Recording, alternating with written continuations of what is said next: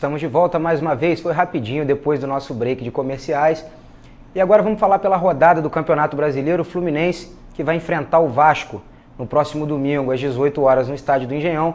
E antes disso, no último bloco eu conversava e eu dizia de todo esse espírito guerreiro, do time de guerreiros mesmo, do Fred, na última partida. E eu gostaria de parabenizar, na verdade, porque por trás de todo esse brio, de toda essa garra, de todo esse futebol, de toda essa vontade, esse respeito do Fred com a camisa do Fluminense, por trás disso tem que ter um departamento médico muito forte, muito responsável. Eu quero parabenizar você, Dr. Douglas Santos, chefe do departamento médico do Fluminense, por ter tomado essa decisão muito acertada, né, o uso de medicação para estar dando uma aliviada nas dores do nosso capitão. Eu, como tricolor, quero fazer um sincero agradecimento a você, Dr. Douglas Santos, chefe do Departamento Médico do Fluminense, pelo Fred ter suportado os 90 minutos e tendo se colocado à disposição para estar batendo os pênaltis, né? A gente, infelizmente, não teve a oportunidade do Fred estar batendo, porque tivemos aí duas perdas, uma do Gum e uma do Gustavo Scarpa, mas ele foi um lutador, ele foi um guerreiro de fato até o final, e o Fred entrando para o hall aí dos grandes ídolos da história do Fluminense. Dr. Douglas Santos, parabéns ao trabalho do senhor. E Fred, parabéns pelo seu profissionalismo, meu amigo, que seu contrato seja renovado e que você sirva de exemplo para todos os atletas aí dentro do Fluminense, para a garotada da base, que você se torne uma referência e quem sabe amanhã você aí se aventurar como dirigente do Flu, como treinador do Flu. Você hoje já é um cara muito enraizado, muito identificado e nós, torcedores, respeitamos e admiramos muito o seu trabalho. Então, parabéns, Fred, e parabéns ao Departamento Médico do Fluminense, liderado aí pelo Dr. Douglas Santos. Voltando agora para o clássico, no próximo domingo, às 18 horas no Engenhão. Eu não concordo com essa questão de jogo no Engenhão, nunca concordei com isso. Eu acho, volto a dizer, um elefante branco. Né? Tudo bem, tem todo o charminho ali do bairro do Engenho de dentro, muito bacana, a vizinhança muito legal ali.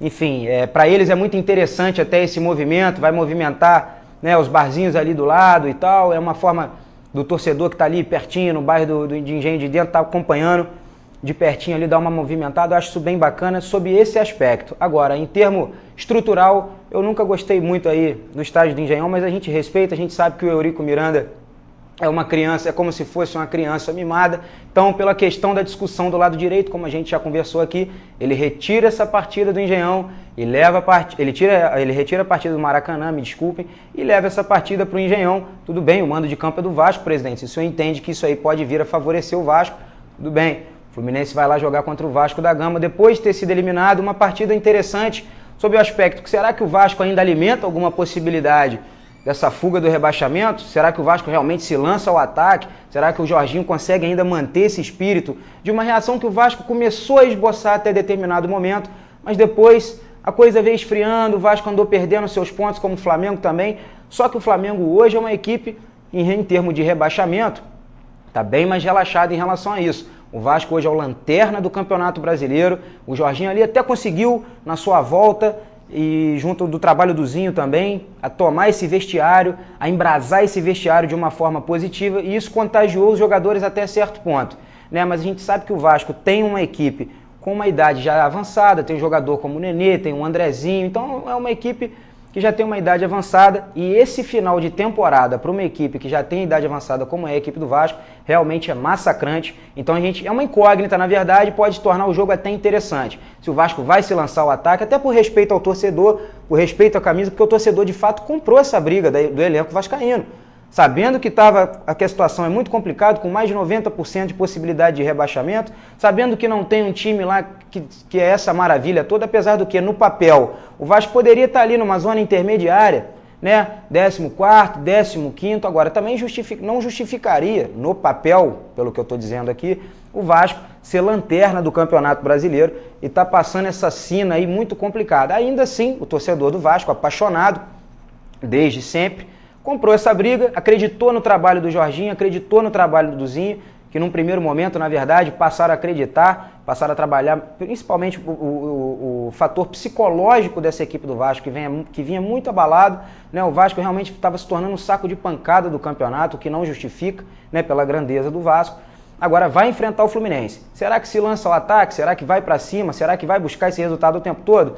Em contrapartida, o Fluminense com 40 pontos, matematicamente, ainda não se livrou da fuga do rebaixamento, ainda não se livrou, ainda não se consolidou, não está de férias ainda o Fluminense. Precisa aí estar somando mais uns 6 pontos aí para poder ficar mais tranquilo. Então pode ser uma partida até interessante. O Fluminense também possivelmente vai entrar com um abalozinho psicológico diante de uma eliminação. Uma eliminação é sempre uma coisa muito complicada, mas eu acho que o Fluminense deveria sim tirar de lição 2 boas partidas que fez diante de um adversário, né, também grande, apesar de não apresentar um grande futebol a equipe do Palmeiras, não foi um adversário dentro de campo que apresentou um futebol que envolvesse tanto o Fluminense, que deixasse o Fluminense numa situação muito difícil de encurralar o Fluminense alguma coisa. Muito pelo contrário, acho que o jogo foi franco, tanto no Maracanã quanto no Allianz Parque, com o Fluminense inclusive com possibilidade, né, de se classificar. Aquela última bolinha, Fred, a gente sabe que se você tivesse em 100% da sua condição, a gente sabe que você foi para o sacrifício, que você foi um grande guerreiro, mas o Fred, é claro, tem sempre ali um cuidado, aquela coisa toda. De repente, aquela última bolinha ali poderia ter entrado, mas a gente entende perfeitamente, diante das circunstâncias, Fred, a gente já tem que bater palma para você. Então pode ser que o Fluminense não venha contar com o Fred, uma vez que já jogou no sacrifício na última quarta-feira pela Copa do Brasil. Pode ser que entre aí o Wellington Paulista ou o incansável Magno Alves, que entrou até com uma velocidadezinha, com uma intensidade nessa partida contra o Palmeiras agora no jogo decisivo para as semifinais, das semifinais da Copa do Brasil. Pode ser que entre aí com o Magnata, pode ser que entre com o Wellington Paulista. É claro, a gente tem que dar um descanso para o Fred aí, e até uma forma, essa forma é quando o Fluminense não aproveita o Fred por questão de lesão. O Fred é um jogador que tem uma certa idade, vai acontecer mesmo essa questão de lesão. A gente acabou de falar no último bloco, essa questão do calendário exaustivo que a CBF prepara aos atletas. Enfim, a gente tem que começar a preparar, o Eduardo Batista tem que começar a preparar essa equipe do Fluminense para não ter essa dependência do Fred, para não ter que sacrificar tanto esse atleta, né? Talvez ver uma referência. Eu acho que o Wellington Paulista, com todas as limitações técnicas do Wellington Paulista, é o jogador que melhor substitui a figura do centroavante. É claro, não estou dizendo que o Wellington Paulista vá substituir o Fred à altura. Em contrapartida, é um jogador, é um 9 de muito porte físico, que pode ser uma referência para manter o estilo de jogo. Falando no Eduardo Batista, quero parabenizar o trabalho que a gente vê. O Fluminense vinha com partidas sem padrão de jogo nenhum, e principalmente na Copa do Brasil, depois que o Eduardo assumiu, a gente vê o Fluminense com toque de bola, a gente vê o Fluminense com uma boa saída de bola, claro, voltando a dizer, conhecendo as limitações da equipe. O Eduardo Batista realmente deveria ser feita a manutenção, até para não ficar essa troca de bastão. Aí é uma filosofia, é um esquema tático de um treinador. Dá licença, 2, 3, 4, 5 partidas, não sei o que, 6, 10 partidas no máximo, né, num prazo aí de 2, 3 meses. As diretorias afastam um treinador, botam outro treinador e começa tudo do zero. Então eu acho que o Eduardo Batista deveria sim ser mantido, né, no comando técnico aí do Fluminense, com o auxílio do Marcão, também é um jogador, foi um ex-jogador, muito enraizado no clube, porque o Eduardo Batista ele já tem um esboço do esquema tático que ele quer utilizar para o Fluminense. Isso aí, num papo com a diretoria, com o vice de futebol, Mário Bittencourt, seria muito interessante para as peças que ele considera pontuais. Inclusive, ele foi treinador do Sport, aonde se der uma garimpadinha legal no elenco do Sport, tem umas peças e outras que chamaram a atenção ao longo dessa temporada. Então eu acho muito válido o Eduardo Batista estar puxando alguns reforços pontuais aí, para que o Fluminense, já a partir do começo do ano, a gente agora está nessa discussão, será que vai haver a criação da Liga? Será que a CBF vai topar isso? Tem clubes que eu acho que tem força dentro da CBF para isso, dentre eles Flamengo e Fluminense, aqui representantes do Rio de Janeiro, para a criação dessa Liga, que num primeiro momento a CBF não sinalizou positivamente não, porque sabe, todos nós sabemos, da influência do Rubens Lopes, presidente aqui da Federação do Rio de Janeiro, dentro da CBF. Então, se ele bater o martelo juntamente com o rapaz do suspensório e do charuto, vocês sabem bem do que eu estou falando também, baterem o martelo lá na CBF, vai ficar muito difícil, vai se tornar uma discussão muito exaustiva essa questão aí da criação da Liga para ano que vem. Com todo respeito ao Campeonato Carioca e aos outros clubes que compõem o Campeonato Carioca, eu sou a favor da criação da Liga. Eu acho que são clubes grandes, né, reunidos por um pretexto, uma coisa que até o presente momento, parece que todos os dirigentes que estão engajados nesse projeto estão muito bem intencionados. Bandeira de Melo, o Peter, o Calil, parece que estão muito bem intencionados e realmente estão vendo a preocupação dos estaduais de pagar para trabalhar. Né? Um clube de futebol, diante do cenário econômico do país, principalmente com todas as dificuldades que um clube grande de futebol se mantém hoje, diante de dívidas pretéritas acumuladas até o presente momento, pagar ainda para se trabalhar fica muito difícil. Você, por exemplo, pegando Fluminense e Flamengo como parâmetro, são clubes que pagam a concessionária para terem direito a receber seus mandos de campo no estádio Mário Filho Maracanã.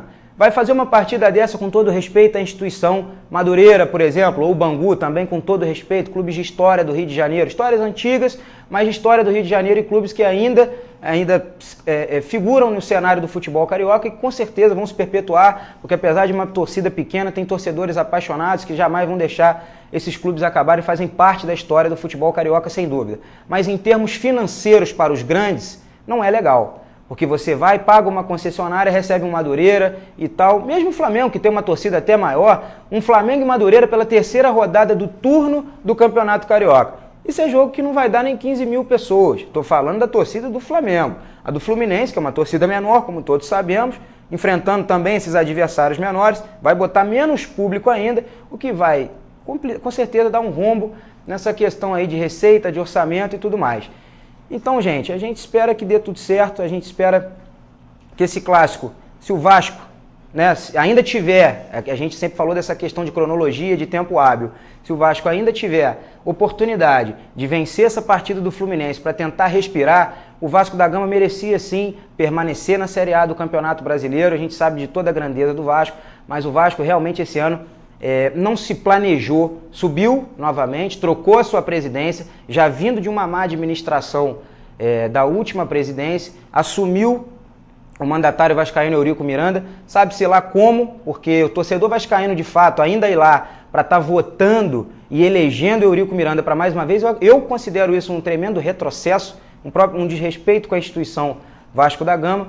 Mas enfim, Fluminense e Vasco vai ser o jogo aí do próximo domingo às 18 horas no Engenhão. O Flamengo joga também no domingo às 17 horas, pega o Grêmio na Arena do Grêmio. Vamos ver como é que os cariocas vão se comportar. A gente tem um clássico com o Vasco, sobe, não consegue ficar, não consegue. Será que já desceu? Será que ainda há tempo hábil do Vascão conseguir se livrar desse fantasma do rebaixamento? Flusão precisa somar 6 pontos para não depender mais de calculadora. Flamengo, depois da farra aí desse imóvel alugado do lado do Ninho do Urubu, também é uma incógnita essa partida lá na Arena do Grêmio. Vai ter uma dificuldade danada, o Grêmio quer muito essa vaga na Copa do Brasil. Vamos ver como é que os cariocas vão se comportar isso. Botafogo joga no sábado no Engenhão contra o Bahia. Botafogo, para mim, já é o primeiro classificado para disputar a Série A do ano que vem.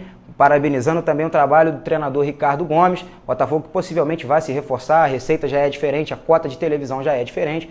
Então a gente conversa na próxima quarta-feira, porque segunda-feira é feriado, nós estaremos de folga aqui. Eu quero desejar um excelente feriado para você, mandando mais uma vez um abraço para você, funcionalismo público municipal, que tanto trabalha e se empenha pelo bem-estar e pelo crescimento da nossa cidade. Um bom descanso a você. No dia 2, né, a memória aí dos finados, dos nossos familiares que já se foram. Um abraço grande, sabadão de sol aí em Três Rios. E amanhã à noite, você que vai comparecer, que vai estar aqui por Três Rios, eu tenho um convite muito especial para você. Halloween Party na Zux Club com a primeira atração internacional da história da Zux. Nós vamos receber o rapper nigeriano Lume. Depois dele, a galera do The Funk também agita a pista da Zux Club e eu espero você lá. Fiquem com Deus, uma boa tarde e até a próxima quarta-feira. Um abraço!